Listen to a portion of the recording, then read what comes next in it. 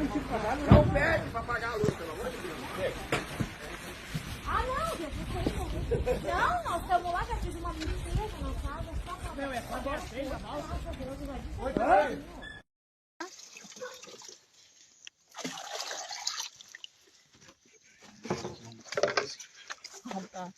Bota o funilzinho, facilita um pouco pra nós. Ah, é? Sim. Quer que eu agarre? Pode ser, por favor.